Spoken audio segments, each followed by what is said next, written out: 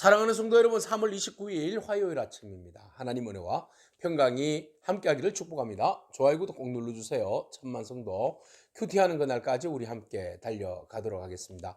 오늘 우리에게 주시는 하나님의 말씀은 누가복음 24장 13절로 35절의 말씀인데요. 우리 함께 13절과 14절의 말씀을 함께 읽도록 하겠습니다. 그날에 그들 중 둘이 예루살렘에서 25리 되는 엠마오라 하는 마을로 가면서 이 모든 된 일을 서로 이야기하더라. 아멘. 예수님 부활하셨습니다. 사망 권세를 깨뜨리고 다시 살아나셨습니다. 그 빈 무덤을 여인들에게 보여주었고 여인들은 달려가서 제자들에게 이 사실을 알려주었지만 제자들은 이 사실을 들으려고 하지 않고 믿으려고 하지 않았습니다. 자, 믿고 싶은 것만 믿고 듣고 싶은 것만 듣고자 했던 제자들입니다. 그래서 그들은 예수님을 통하여서 정치적 메시아를 꿈꿨고 그들은 그 메시아를 통하여서 예루살렘에서 아주 멋지게 정치적인 활동을 꿈꿨던 사람들입니다. 그 모든 꿈들이 예수님이 십자가에 돌아가심으로 인하여서 산산조각이 나버렸습니다. 예수님이 살아계셨을 때에 고난을 당하시고 부활할 것이라고 분명히 말씀하셨음에도 불구하고 제자들은 그것을 가슴에 두지 않았습니다. 모든 것을 무시해버린 거죠. 그들이 듣고 싶은 것들만 들었던 것입니다. 그리고 그것을 무시하고 그들이 꿈꾸고자 했던 것들만 기대했던 것입니다. 그것이 이제 완전히 무너져 버리자 그들은 뿔뿔이 흩어지고 두려워했습니다. 오늘 본문에 나오는 두 사람, 한 사람은 이름이 밝혀지고 있어요. 글로바라 하는 사람인데요. 두 사람이 예루살렘에서 실망을 끌어안고 자기의 고향으로 엠마오로 돌아가고 있었습니다.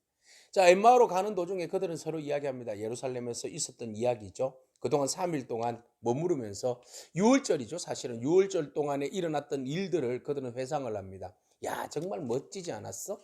야, 우리는 그 사람이 정말 예루살렘 입성할 때부터 정말 대단한 왕이라고 생각했어. 다윗 이후에 최고의 메시아, 최후의 메시아, 하나님 약속하신 그 메시아로 인해서 정말 다윗의 왕조가 회복되는 줄 알았어. 로마가 완전 보란 듯이 로마 제국이 무너지는 줄 알았잖아.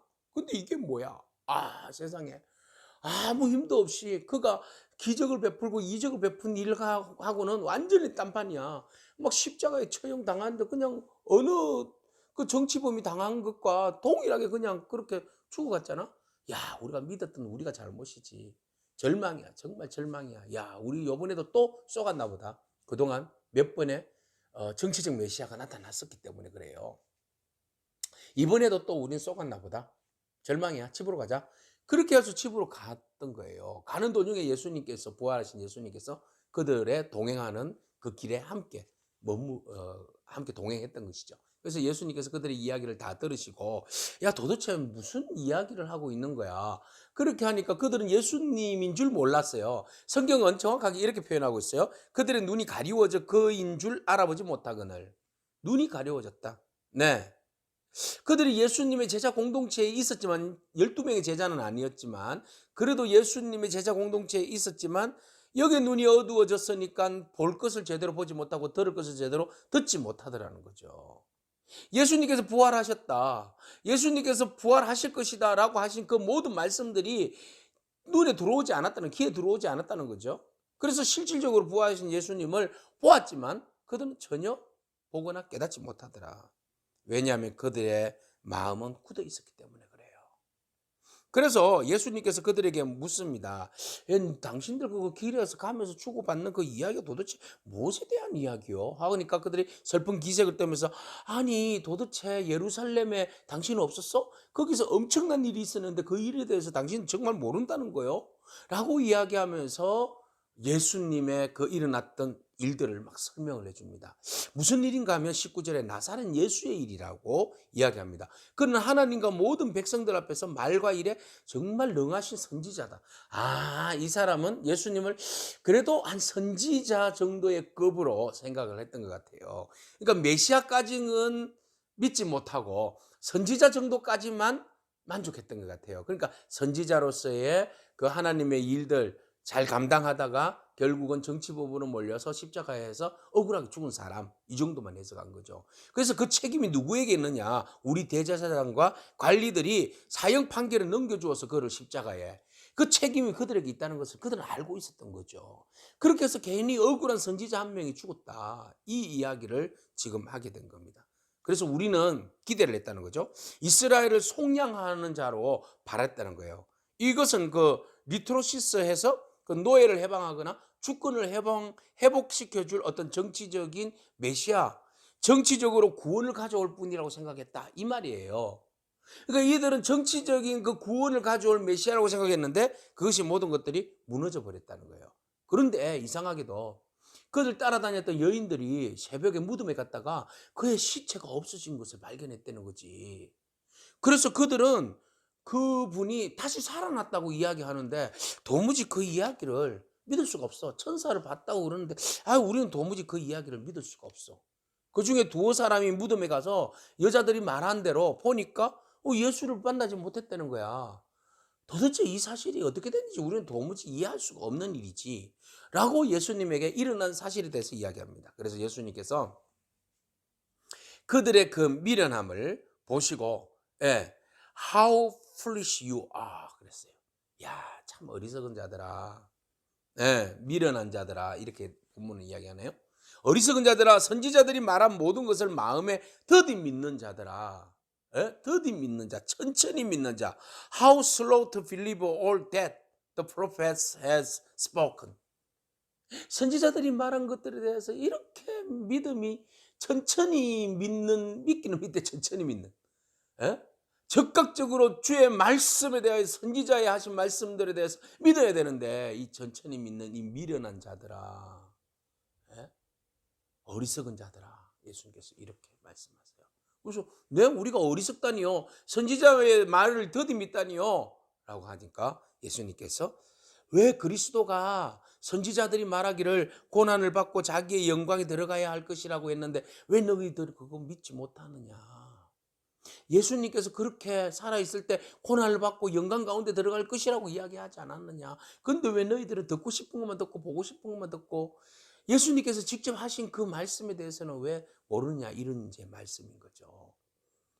그러면서 예수님께서 모세와 선지자들로부터 글로부터 시작해서 모든 성경에 대한 이야기를 쭉 설명해 주십니다. 관점은 어디에 대해서? 메시아에 대해서요. 그죠?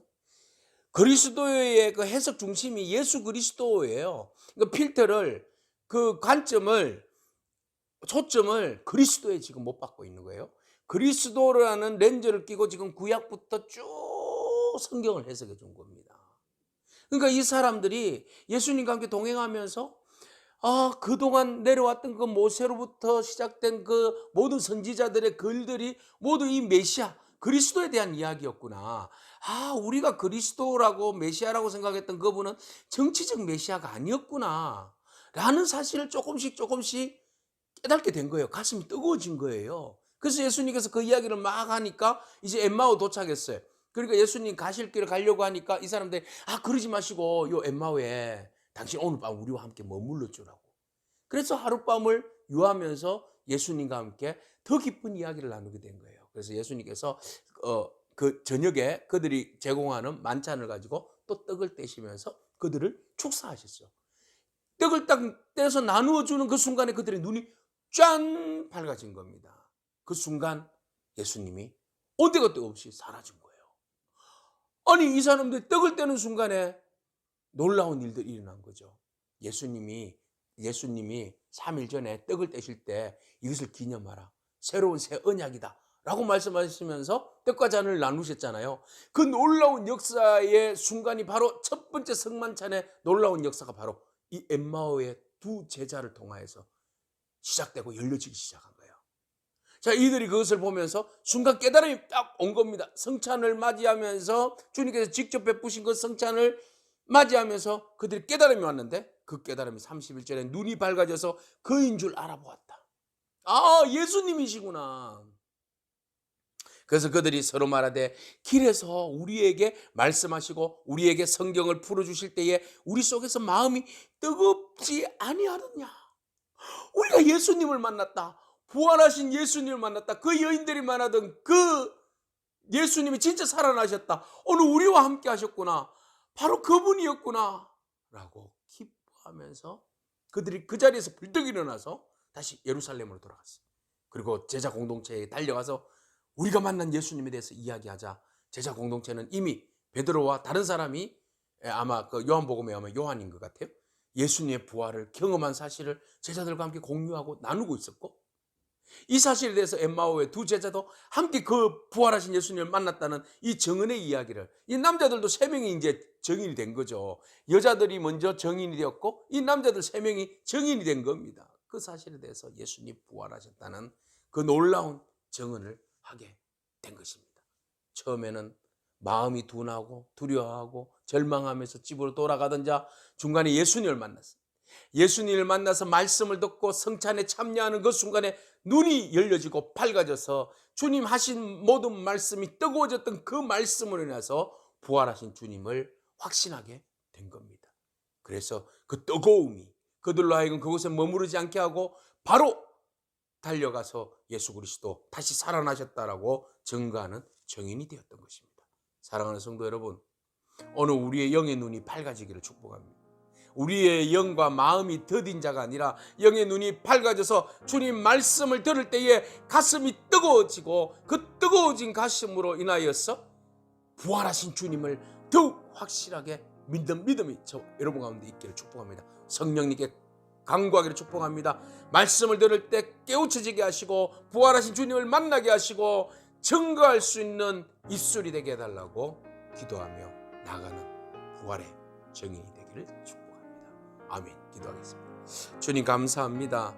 절망하고 그들의 기대에 부응하지 못한 예수님의 배신감 또는 절망감, 수치심, 그 모든 것을 허탈함을 끌어안고 고향으로 돌아가는 엠마오로 향하는 돌아가는 두 제자를 주님 만나 주셨습니다.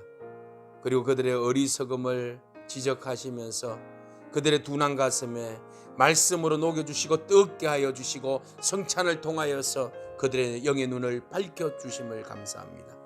그래야 해서 다시 정인의 자리, 부활의 정인의 자리에 서게 하신 주님, 오늘 이 시간 우리 가운데 찾아오셔서 말씀으로 우리의 둔한 마음을 깨우쳐 주시고 영의 눈을 열어주시고 뜨겁게 하여 주시어서 부활의 주님 다시 우리가 만나게 하시고 주님과 함께 더불어서 주님 살아나심을, 사망 권세를 깨뜨려 주심을, 우리에게 새 생명 주심을, 새 언약 주심을 선포하는 부활의 증인이 될 수 있도록 축복하옵소서.